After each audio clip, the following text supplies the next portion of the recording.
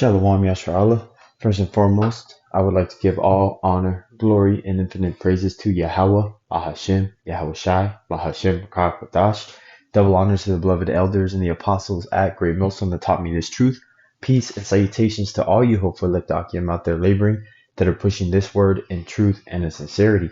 This is your brother Amar from the GMS Boise, Idaho camp, coming at you with a lesson based on a conversation that I was having actually with my woman, because I was we were talking about the things that were going on in the world, etc. Just talking about things that a couple normally would, about things that are going around in the world that's concerning, and I had to always we always revert back to the scriptures, because anyways, not to get into many details, but I gave some comforting words, and it was almost through the spirit because it wasn't something that I was even preparing, but I was just like explaining to my woman that how things are gonna go down a little bit more in detail, some up to date things, and also the spirit that we're supposed to be in when that happens, and that is when these things transpire and all hell's breaking loose. Everything looks like it's falling apart. The whole world that we've grew up in our whole life, the only thing we ever known is coming down. We have to remind ourselves that this is not our kingdom. And this is what I was, roughly paraphrasing, saying to my woman, that this is not our kingdom that is falling. It is their kingdom. It is Esau, Edom's kingdom. And this judgment is coming to benefit us in the fact that Esau is getting judged before our eyes. Scriptures say, blessed is he that seeth the fall of his enemies. And I didn't think about bringing that, but I'm going to bring it right now.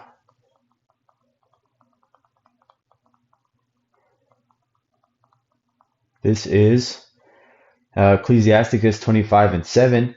There be 9 things which I have judged in mine heart to be happy, and the 10th I will utter with my tongue. A man that hath joy of his children, and he that liveth to see the fall of his enemy.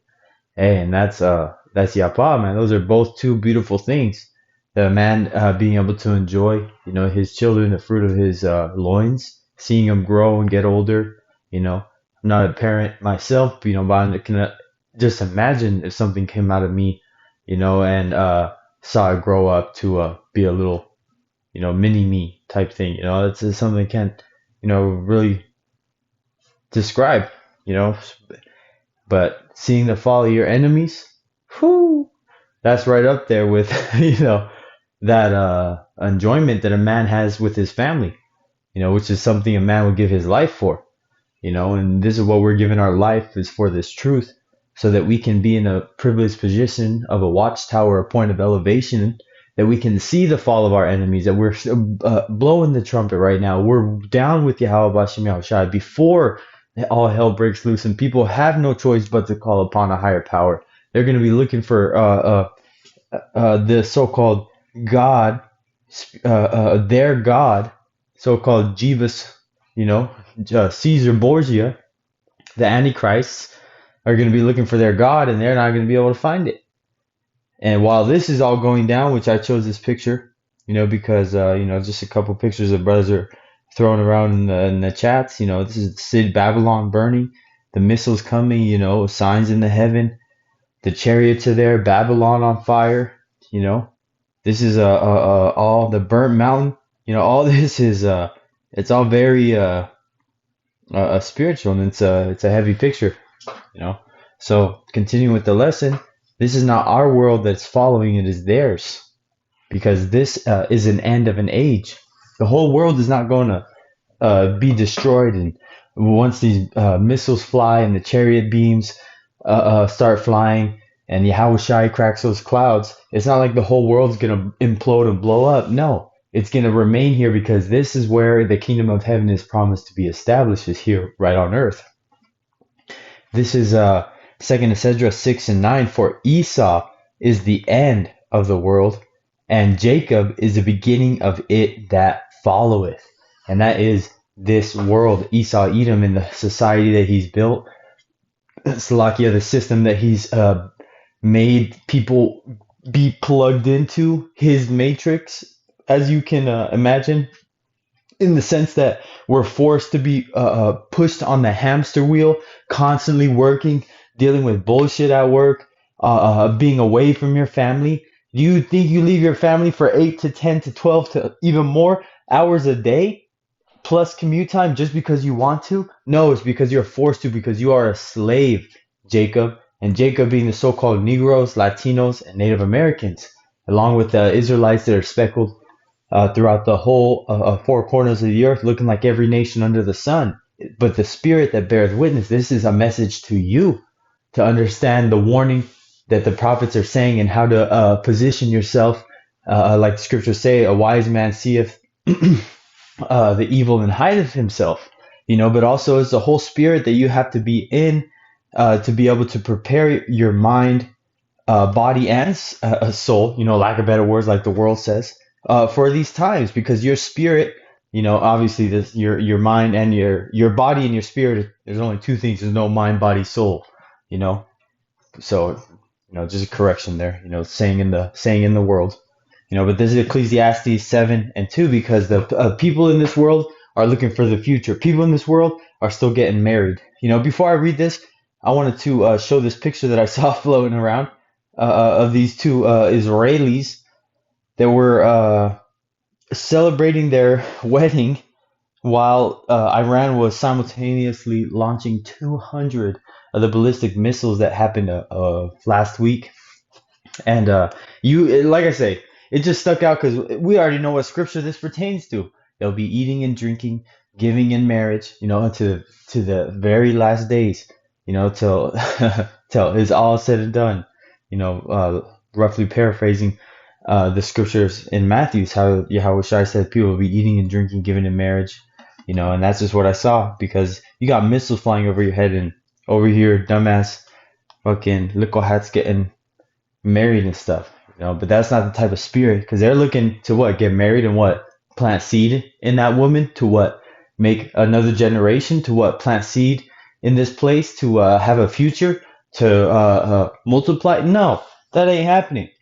This place is not continuing for the next 10, 20, 30, 40, 50 years. No, that's not happening, man. This place is primed for destruction. Look at all the wickedness that gets shoved down your throat from the morning you wake up to the end, as you're coming out of this world, all the way till you're leaving.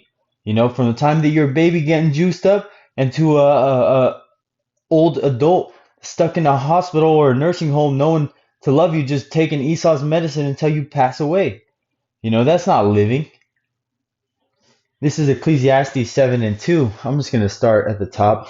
A good name is better than precious ointment, and the day of death than the day of one's birth, because the day of death is when you get entered into the spirit world and you don't have to deal with the problems that you're dealing with here in hell, which is the place on earth being the place where you deal with judgments, man. We catching hell here because under the sun is the place of judgment, but in the spirit world it's all peace. Verse 2, it is better to go into the house of mourning than to go to the house of feasting. For the end, Salakia, for that is the end of all men, and the living will lay it to his heart. And that is something that you're going to lay to your mind. You're going to think about that.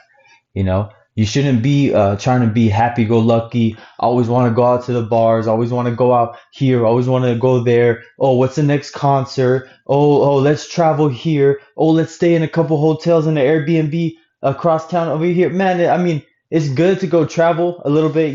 Jacob is a traveler. Our forefathers were traveling all over the place. But in time and of feasting, of you wanting to travel this city to go to a concert, like Jake shouldn't be in that scene. And it's not like you're going off, Jake, if you want to go to a bar or a club, but everything is balanced, Jake, we ain't no fucking lames, but that's not the type of spirit and vibration that we're constantly pushing. And I can't, really say that that's a place that you should be. But if that's something you want to go and have a drink in the atmosphere, go to a bar, have someone make a drink for you, there's nothing wrong with that. But everything is balanced. That's not something that you're constantly, oh, this weekend we gonna live it up because we work so hard 5 days a week. Oh, next weekend we work 5 days again and we gonna live it up all this weekend. No, that's not what you're supposed to do, man. If it happens, you got a cousin in town, not to go too much off topic, because the point of it is all this is ending, man. And that's not the type of spirit to invest yourself in this place to not be ready for its downfall. Because if you're constantly in a state of sorrow, you're constantly feeling, vexed. You're in the right spirit because you're in a wicked place. You cannot be righteous in a wicked place to the utmost as we would like to live under the law, statute, and commandments of Yahweh Bashim El Shai, because we have no sovereignty here in Babylon the Great. So we're constantly vexed with all the damn fucking heathenistic bullshit we got to deal with, from our coworkers to our families to our the household, whatever it may be. Brothers catching their judgment, man. It's always hell having to be in this place, and so being in a state of mirth and feasting is something, if you're in the spirit, is very easy to want to go to, and understand the importance of. It's not you. Oh, I just gonna be all fucking Igor from Winnie the Pooh and always just down and woe is me spirit. No, we're not saying that. But you should always not be too invested in this world, nor be too happy go lucky, nice, foolish looking, no problems, ignorance is bliss type spirit. No, again, everything is balanced. Not it's gonna be all, like I said, Igor from Winnie the Pooh, always down and depressed. No, man. Verse 3, sorrow is better than laughter, for by the sadness of the countenance the heart is made better. Because when you get put in that serious state, you're thinking about the things that are important. Your mind isn't here. Your mind isn't there. Your mind is very focused on the things that are most important, because you're not dealing with a lot of the different distractions that you would if you're feasting or having a good time or going here or going there, dealing with the affairs of the world. No, you're dead focused on the seriousness of the things at hand, and that is prophecy. Verse 4, the heart of the wise is in the house of mourning. The heart, and that is your mind. Whenever you see the heart, it's talking about your state of mind. Your la'ab is a word for heart in the Hebrew. Verse 4 again, the heart of the wise is in the house of mourning, but the heart of fools is in the house of mirth. And that mirth, the word mirth, goes into like being happy go lucky. But let's just Google it. Because mirth, this is mirth. Amusement, especially as expressed in laughter. Our Lord was known as an austere man, which is how you would say almost the opposite of this word, mirth. Another synonym for it is cheerfulness, glee, laughter, joy, enjoyment, fun, pleasure, festivity, revelry, frolics, sport, amusement. So these things are all things that you get to invest yourself spiritually wise, giving your energy, your spiritual energy, to this simple things like sports. People go crazy over the NFL, and they get fun and enjoyment, entertainment, merrymaking, pleasure, amusement. See, there's all synonyms that distract you from the seriousness of prophecy at hand, and that the fact that Esau's getting ready to cause some sort of calamity to crash the dollar that would bring in the central bank digital currency in the form of a charagma. They're not talking about that. They're not telling you that you're the Israelites and that you're in captivity under the curses and how to get out of it. They're not telling you these things, because they want you to stay in the house of mirth, watching love and hip hop, worrying about money, hoes, and clothes, worried about the stupid shit that these rappers rap about these days. No, but you need to be the opposite of that and focus on this picture right here. That's the future of Babylon the Great. So what are you gonna plan here? What are you gonna invest yourself in here? If you can get your daily bread, you can pay your bills and have a little extra to get some clothes, get some shoes, take the wifey out, whatever it may be. Take your kids out, get extra groceries, whatever it is, whatever you're into. that count yourself very blessed, and to be able to first and foremost, everything you can do to continue to have the tools that Yahweh Bashim Shai gives you, the resources Yahweh Shai gives you and blesses you with, to push the ministry even more. And that's what you should be focused on. What can I do more for Yahweh Bashim Shai? But first it starts by the man in the mirror and looking at yourself and making sure your mind state is correct.